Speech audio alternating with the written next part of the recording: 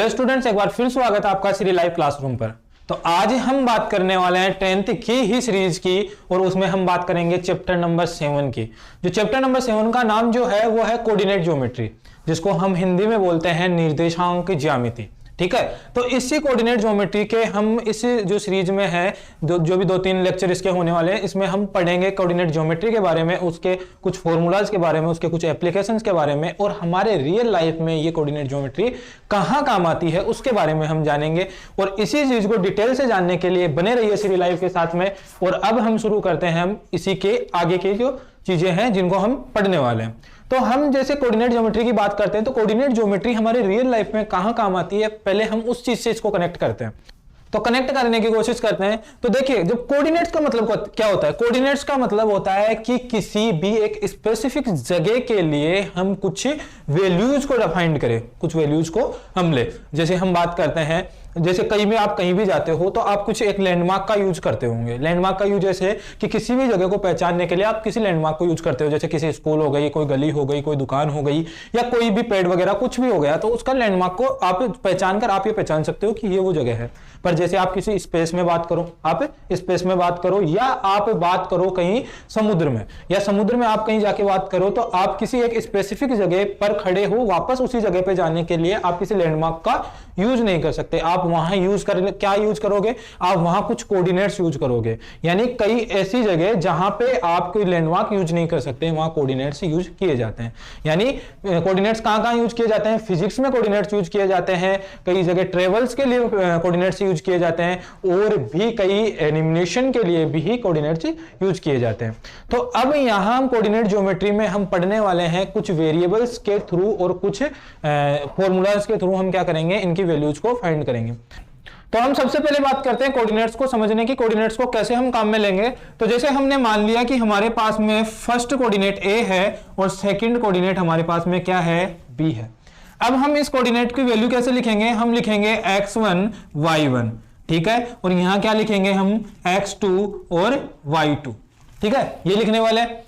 अब जैसे x1 और y1 की बात करते हैं तो जो हमेशा फर्स्ट कोऑर्डिनेट होता है वो x की वैल्यू होता है, और जो सेकंड कोऑर्डिनेट होता है वो हमारे पास में किसकी वैल्यू होता है, y की वैल्यू होता है। ये बात समझ में आई कि जब भी आपको ऐसे कोऑर्डिनेट्स देखने को मिलते हैं तो फर्स्ट वैल्यू हमेशा x की और सेकंड वैल्यू आपकी क्या होने वाली है, y की होने वाली है। जब हम बात करते हैं दो कोऑर्डिनेट्स की तो हम इनकी बीच की डिस्टेंस भी फाइंड कर सकते हैं। कोऑर्डिनेट से हम क्या कर सकते हैं, इनके बीच का डिस्टेंस फाइंड कर सकते हैं, ठीक है। तो हमारे पास में जो फर्स्ट फॉर्मूला होता है वो डिस्टेंस फॉर्मूला होता है। इससे पहले हम एक चीज और जान लेते हैं कि x की वैल्यू क्या होती है और y की वैल्यू क्या होती है। जब भी हम ग्राफ की बात करते हैं, किसकी बात करते हैं, ग्राफ की बात करते हैं, हम यहां जो कोऑर्डिनेट्स पढ़ने वाले हैं वो 2D डायमेंशनल यानी 2D पढ़ने वाले, 2 डायमेंशनल में पढ़ने वाले हैं। तो यहां जो कोऑर्डिनेट्स होंगे वो x और y के होंगे। वैसे 3 डायमेंशनल की जब बात करते हैं तो 3 डायमेंशनल x y z तीनों काम में आते हैं। तो जब हम बात करने वाले ये हमारे पास में क्या है, x एक्सिस, क्या है, x एक्सिस, और ये हमारे पास में है y एक्सिस, यही होने वाला है। तो जब भी जो x की वैल्यू होगी, जैसे हमें किसी पॉइंट A की वैल्यूज फाइंड करनी है, x और y की वैल्यूज क्या होने वाली है, तो इसके लिए हमारे पास में जो x की वैल्यू होगी वो हमेशा y एक्सिस से पॉइंट A का जो डिस्टेंस होगा वो क्या होगी, x की वैल्यू होगी। मतलब ये x की वैल्यू होने वाली है, और y की वैल्यू क्या होगी, उसी पॉइंट से x एक्सिस का डिस्टेंस हमारे पास में क्या होने वाला है, y की वैल्यू होने है। यानी x से पॉइंट A का डिस्टेंस y की वैल्यू होगी, और y एक्सिस से पॉइंट का डिस्टेंस हमेशा किसकी वैल्यू होगी, x की वैल्यू होगी। यहां तक आपके कोई कंफ्यूजन नहीं रहना चाहिए। फिर भी अगर आपको इसको और डिटेल में पढ़ना है तो आप हमें कमेंट कर सकते हैं, उसके लिए आपको स्पेशली इसी टॉपिक पर एक वीडियो प्रोवाइड करवा दिया जाएगा ताकि आपके पूरे डाउट्स क्लियर हो सके। अब आते हैं हम इसी चैप्टर के फर्स्ट फॉर्मूला पे। तो फर्स्ट फॉर्मूला हमारे पास में क्या है, देखो हम 3 ही फॉर्मूले यहां काम में लेने वाले हैं, 3 फॉर्मूले काम में लेंगे। तीनों फॉर्मूला के लिए हम पहले फॉर्मूला की बात करते हैं, उसको हम बोलेंगे डिस्टेंस फॉर्मूला। क्या बोलेंगे, डिस्टेंस फॉर्मूला,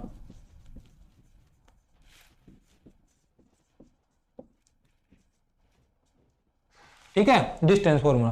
अब जब हम डिस्टेंस फॉर्मूला की बात करते हैं तो डिस्टेंस फॉर्मूला हमारे पास में क्या होगा, देखो अगर a और b का हमें डिस्टेंस फाइंड करना है तो हम इसके डिस्टेंस को क्या लिख सकते हैं, हम इसके डिस्टेंस को क्या ab लिख सकते हैं, बिल्कुल लिख सकते हैं। अब जब ab लिख सकते हैं तो इसका डिस्टेंस का फॉर्मूला हमारे पास में क्या होगा, वो हमारे पास में होगा x2 माइनस x1 का whole square plus y2 minus y1 का होल स्क्वायर। ये फॉर्मूला काम में लेंगे, मतलब हमारे पास में पॉइंट ए के कोऑर्डिनेट होंगे, पॉइंट बी के कोऑर्डिनेट होंगे, इनकी वैल्यूज पुट करेंगे, वैल्यूज पुट करके और इसको जब हम केवल सोल्व करते हैं, मतलब जो ऑपरेशन दिए हुए हैं उन ऑपरेशंस के जरिए हम सोल्व करते हैं, तो हमें क्या मिल जाएगा, इसका डिस्टेंस मिल जाएगा। आई बात समझ में। सेकंड जो फॉर्मूला हमारे पास में होने वाला है, सेकंड फॉर्मूला क्या होगा, सेकंड फॉर्मूला हमारे पास में है सेक्शन फॉर्मूला। Section formula.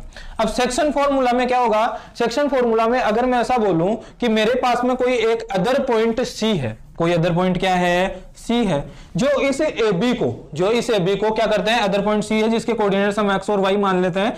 अगर ये पॉइंट सी इस AB को, लाइन AB को किसी रेशियो में डिवाइड करता है, जैसे हमने मान लिया कि इसको ये M1 रेशियो, किसमें, M1 रेशियो और M2 ratio, M1 ratio M2 में डिवाइड करता है, मतलब इस पार्ट का और इस पार्ट का रेशियो M1 और M2 होने वाला है। तो हम इससे C पॉइंट के कोऑर्डिनेट्स हम फाइंड कर सकते हैं, या C पॉइंट के कोऑर्डिनेट्स दे रखे हैं तो हम रेशियो को फाइंड कर सकते हैं। उसके लिए हमारे पास में फॉर्मूला क्या होगा, उसके लिए हमारे पास में x की वैल्यू जो होगी वो हमारे पास में क्या होगी, x1 M2 plus x2 M1 upon M1 plus M2।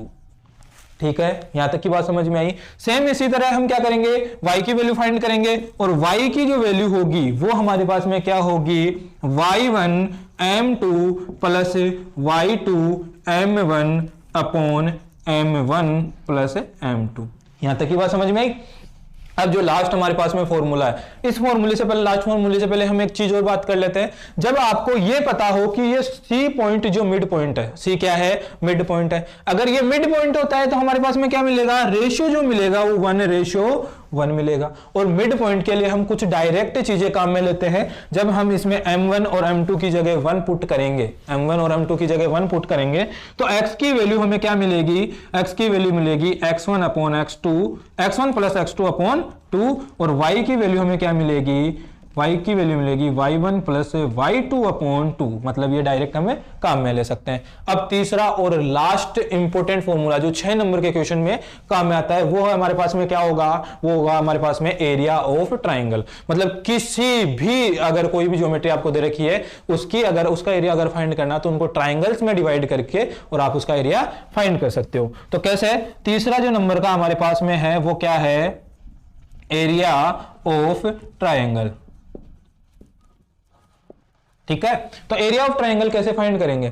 अब एरिया ऑफ ट्राइंगल फाइंड करने के लिए हम क्या करेंगे, तो एरिया ऑफ ट्राइंगल में हम क्या करने वाले हैं, एरिया ऑफ ट्राइंगल में हम जो फॉर्मूला काम में लेंगे, जब देखो जब किसी ट्राइंगल की बात होती है, ट्राइंगल के लिए हमारे पास में 3 कोऑर्डिनेट्स होने चाहिए। यानी हम बात करते हैं जैसे किसी भी ट्राइंगल की बात करते हैं, किसकी बात करते हैं, ट्राइंगल की। अगर ट्राइंगल ऐसा होगा ABC, इसके 3 कोऑर्डिनेट होंगे कि नहीं होंगे, बिल्कुल 3 कोऑर्डिनेट होंगे। अब हम ऐसा मान लेते हैं इसके जो फर्स्ट कोऑर्डिनेट है x1 y1 है, सेकंड x2 y2 है, और थर्ड क्या है x3 y3 है। ये 3 कोऑर्डिनेट्स होने वाले। अब जब इसका जो फॉर्मूला लिखेंगे तो फॉर्मूला हमारे पास में क्या होगा, फॉर्मूला हमारे पास में होगा, ट्राइंगल का जो एरिया होगा वो 1/2 bracket x1 bracket y2 minus y3 plus x2 फिर y3 माइनस y1, इसको हम थोड़ा सा ऊपर लिख देते हैं, यहां लिख लेते हैं x2 x3 x2 y3 y2। ठीक है, और फिर क्या होने वाला है, plus x3 bracket y1 minus y2।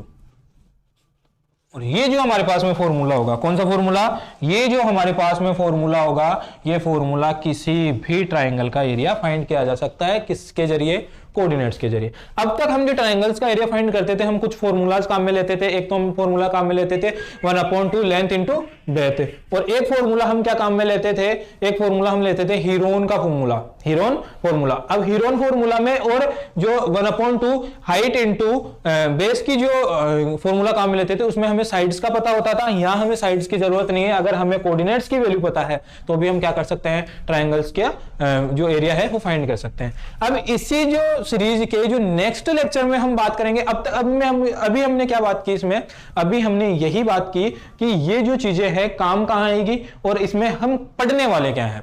अब जो नेक्स्ट लेक्चर होने वाला है उसमें हम इन्हीं फॉर्मूलाज को अप्लाई करेंगे उनके कुछ क्वेश्चंस पर और उनको सोल्व करने की कोशिश करेंगे।